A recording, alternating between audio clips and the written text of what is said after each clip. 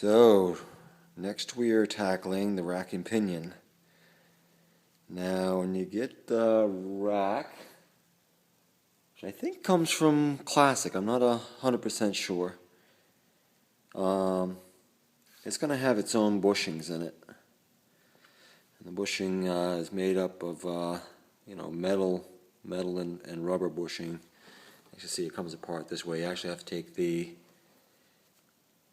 metal insert out and then pull the rubber out. And what you're going to get from Porterbuilt is their rack mount bushing, which looks like this. So to get this out, just a little love. So once you have the bushing that comes with it out, you'll be left with basically these two openings in the rack for the rack bushings. And you'll replace, just for comparison's sake, you can see the Porterbuilt is considerably, considering it's replacing both the rubber end. So Porterbuilt just gets dropped in the rack like this, and then on the passenger side. And I'm just going to lift this up into place, and we'll drop. You'll need your bolt, washer, nylon nut, both on the driver's side as well as the passenger.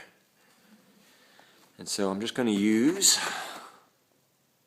my radio mount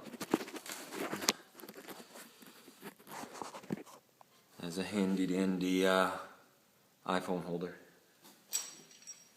So this should be pretty cut and dry. Just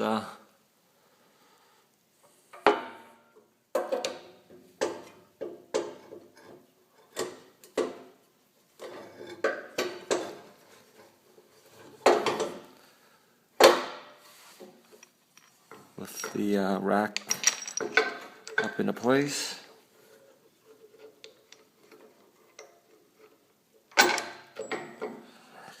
Such.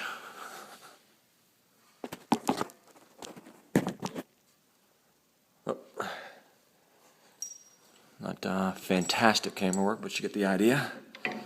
On the passenger side, slick. Washer and nylon nut go on the back side.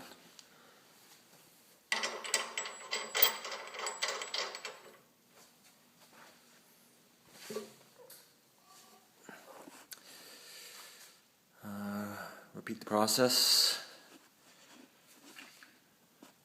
Driver's side. Washer.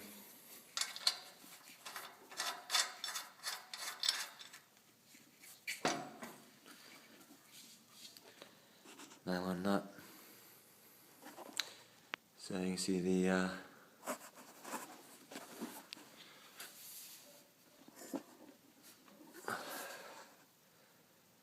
rack and pinion passing through the notch, and there's the rack install. Pretty cut and dry. Not a whole lot to it. Porterbuilt.